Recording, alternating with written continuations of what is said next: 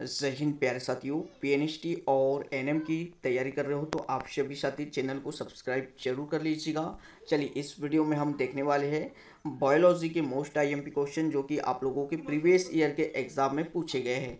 तो स्टार्ट करते हैं वीडियो को। इससे पहले वीडियो को लाइक ज़रूर कर दीजिएगा और अधिक से अधिक चैनल को सब्सक्राइब भी ज़रूर कर दे। क्वेश्चन देखिएगा आप लोगों के सामने है। उस जीन का नाम बताइए जो जीन एक सेट के लिम्पिकन मतलब ट्रांसक्रिप्शन को बंद या चालू करने में शामिल होते हैं। नियामक जीन, प्रचालक जीन, एक्सॉन या एंड्रोन्स। तो गाइस कमेंट्स बॉक्स में कमेंट्स आप भी कीजिएगा। इसका सही उत्तर क्या होगा तो देखिएगा ये कहलाएंगे आप लोगों के नियामक जीन। कैसे जीन कहलाएंगे? नियामक जीन। इनका काम क्या है? ये जो है ना जीन के एक सेट के लिम्पेकन को चालू या बंद करने में शामिल होते हैं। बढ़ेंगे अगले क्वेश्चन की ओर। तो अगला क्वेश्चन देखिएगा ये रहा आप लोगों के सामने। What should be the most important property of a genetic material. अनुवांशिक सामग्री का सबसे महत्वपूर्ण गुण क्या होना चाहिए? प्रतिकृति बनाने की क्षमता होनी चाहिए, नम्य यानी फ्लेक्सिबल होना चाहिए, कुंडलित यानी हेलिकल होना चाहिए, उसमें प्यूरिन और पिरिमिडिन होने चाहिए।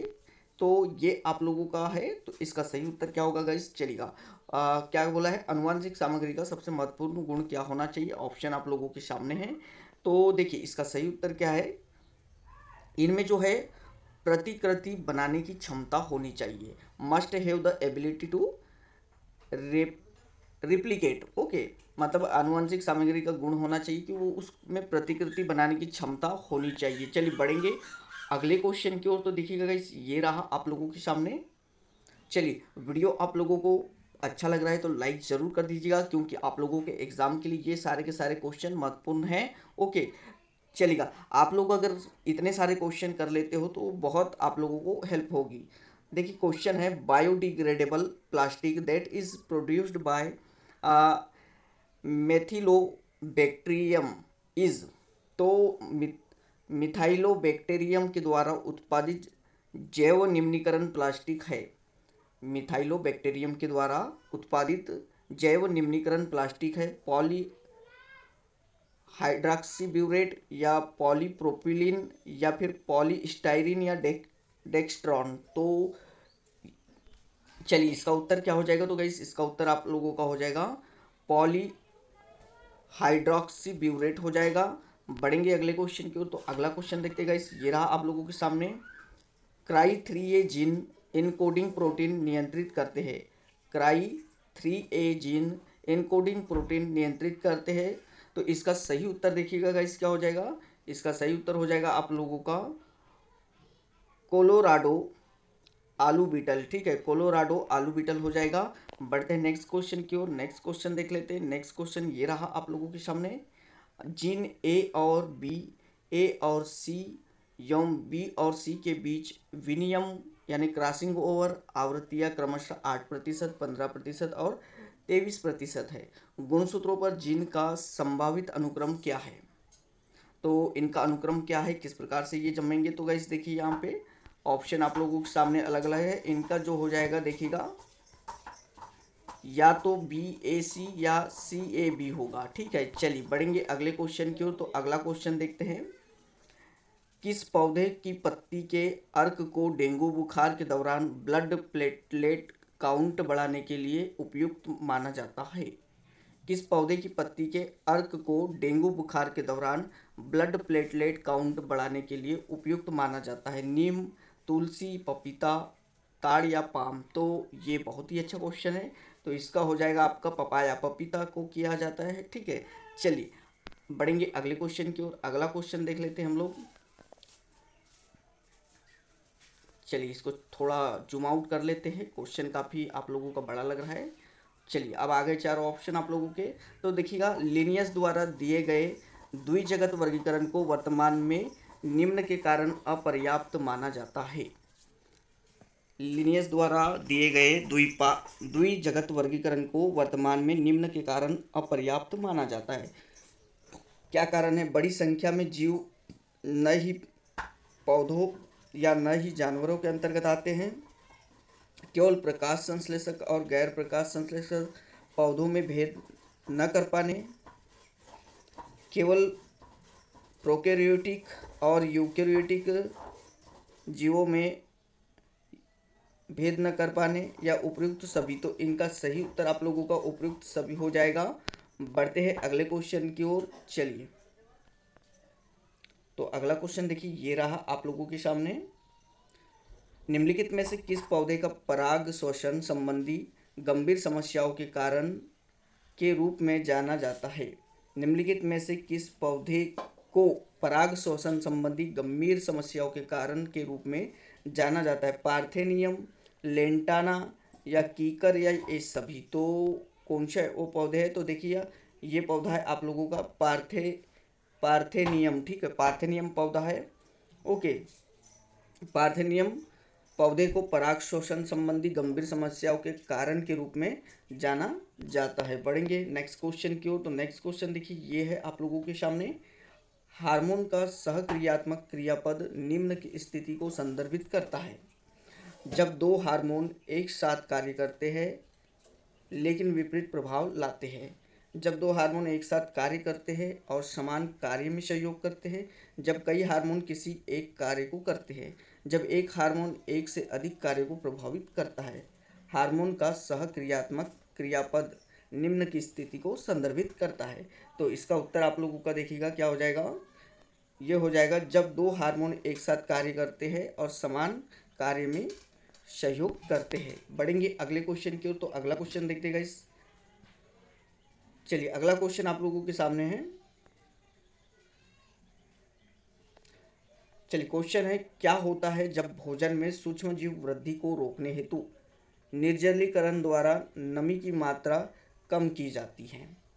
क्या होता है जब भोजन में सूक्ष्म जीव की वृद्धि को रोकने हेतु निर्जलीकरण द्वारा नमी की मात्रा कम की जाती है? भोजन में केवल विलय की सांद्रता बढ़ती है। भोजन में विलय की सांद्रता बढ़ती है और जल की सांद्रता घटती है। विलय की सांद्रता घटती है और जल की सांद्रता बढ़ती है। जल की मात्रा समान रहती है। तो इसका उत्तर क्या हो जाएगा?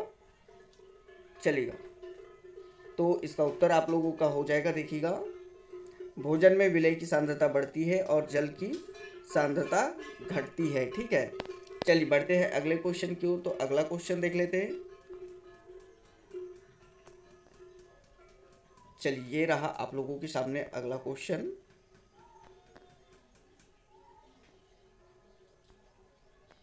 चलिए, ऑप्शन आप लोगों को, अच्छा चलिए, ये काफ़ी बड़ा है, देख लेते हैं। इमर्सन प्रभाव निम्न से संबंधित है। इमर्सन प्रभाव निम्न से संबंधित है।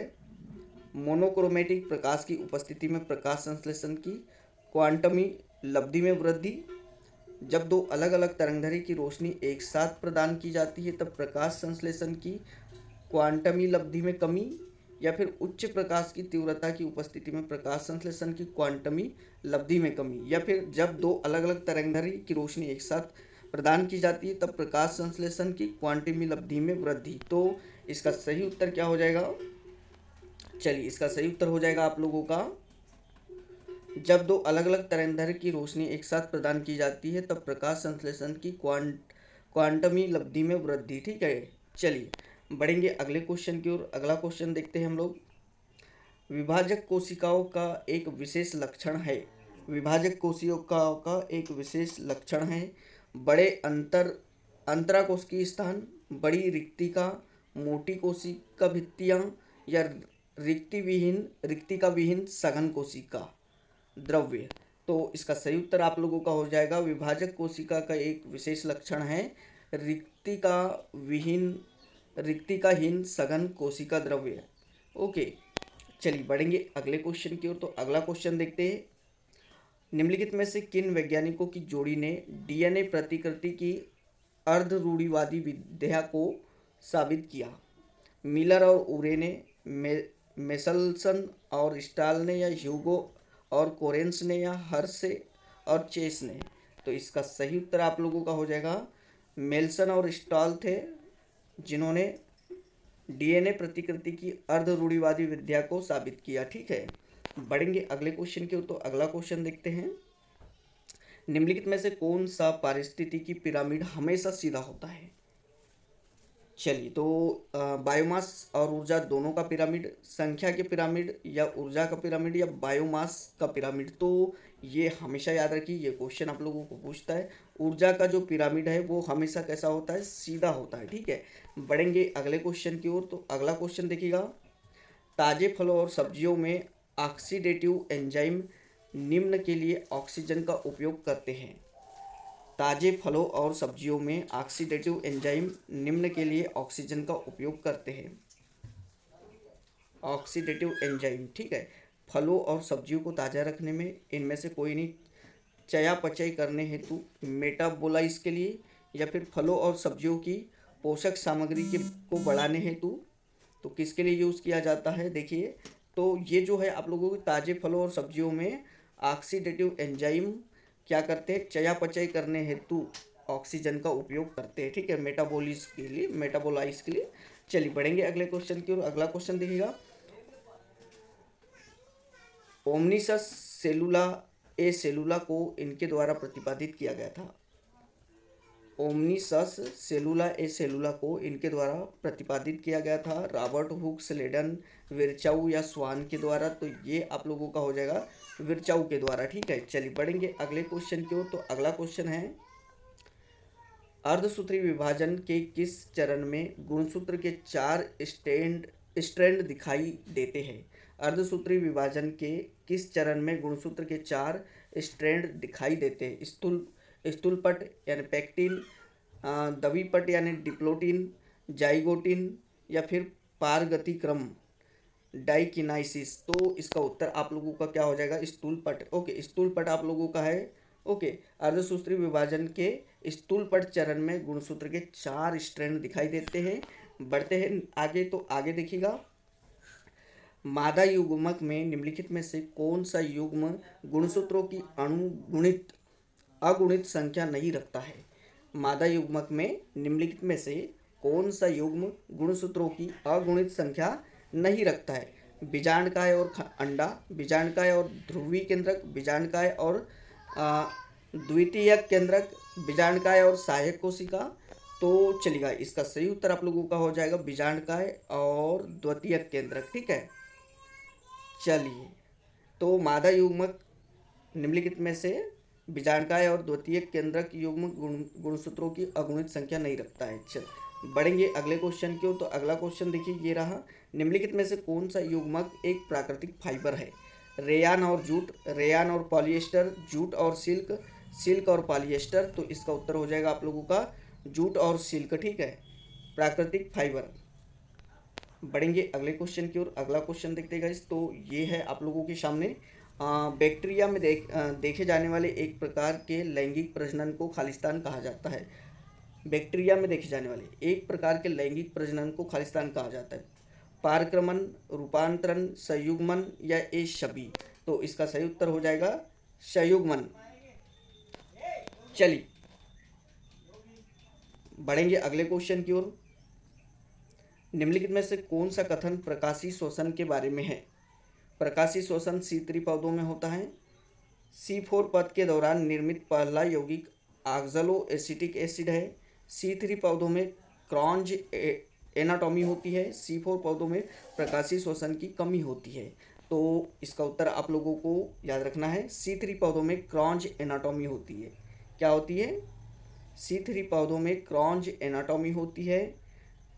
निम्नलिखित में से कौन सा कथन प्रकाशीय श्वसन के बारे में है? तो ये है आप लोगों का C3 पौधों में क्रॉन्ज एनाटॉमी होती है, प्रकाशीय श्वसन का कथन। ठीक है, चलिए आगे देखिए, यहाँ पे एक डीएनए में 4000 क्षारक युग्म है। उस डीएनए में कितने घुमाव एवं कुंडलिनी यानी हेलिक्स होगी? 400, 220 या 40। तो कितनी होगी? तो ये आप लोगों की होगी 400। चलिए बढ़ेंगे अगले क्वेश्चन की ओर। तो अगला क्वेश्चन देखते हैं, निम्नलिखित में से कौन सा मिसोसोम का कार्य नहीं है? कोशिका भित्ति का निर्माण, डीएनए प्रतिकृति, स्त्राव, या प्रोटीन संश्लेषण। तो देखिए, ये जो आप लोगों का है मिसोसोम का कार्य प्रोटीन संश्लेषण नहीं है, बाकी ये तीनों है। कोशिका भित्ति का निर्माण करना, डीएनए प्रतिकृति, स्त्राव। तो ये जो है आप लोगों का प्रोटीन संश्लेषण मीसोसोम का कार्य नहीं है। बढ़ेंगे अगले क्वेश्चन की ओर। तो अगला क्वेश्चन है, निम्नलिखित में से कौन सा अंगक ईआर के साथ निकट संबंध में देखा जाता है। निम्नलिखित में से कौन सा अंग ईआर के साथ निकट संबंध में देखा जाता है। पर अक्षिकाएं, रसधानी यानी रिक्तिका, गाल्जिकाएं, इनमें से कोई नहीं। तो ये आप लोगों का है गोल्जी बॉडी यानी गोल्जी कॉय है जो अंगक ईआर के साथ निकट संबंध में देखा जाता है। बढ़ेंगे अगले क्वेश्चन की ओर। अगला क्वेश्चन है, बीजांड जिसमें विपरीत सिरों पर बीजांड द्वार यानी माइक्रोपायल और श्वेतक रज्जु निभाग होते हैं। क्वेश्चन है, बीजांड जिसमें विपरीत सिरों पर बीजांड द्वार और यानी माइक्रोपायल और श्वेतक रज्जु यानी निभाग होते हैं। अनुप्रस्थ, एम्फीट्रपस बीजांड या इनमें से कोई नहीं, या प्रतीप यानी एनाट्रोपस बीजांड या फिर केम्पाइलोट्रोपस बीजांड। तो इसका सही उत्तर आप लोगों का हो जाएगा प्रतीप यानी एनाट्रोपस बीजांड। ठीक है, बढ़ेंगे अगले क्वेश्चन की ओर। तो अगला क्वेश्चन ये रहा आप लोगों के सामने, एंजाइम जैव उत्प्रेरक है और वे जैव रासायनिक प्रतिक्रियाओं को उत्प्रेरित करते हैं। निम्नलिखित में से कौन सी प्रतिक्रिया एक एंजाइम द्वारा उत्प्रेरित नहीं होती। डीएनए के 2 स्ट्रैंड की अनबाइंडिंग, पानी में CO2 का विघटन, पेप्टाइड आबंध का गठन, सुक्रोज के हाइड्रोलिसिस।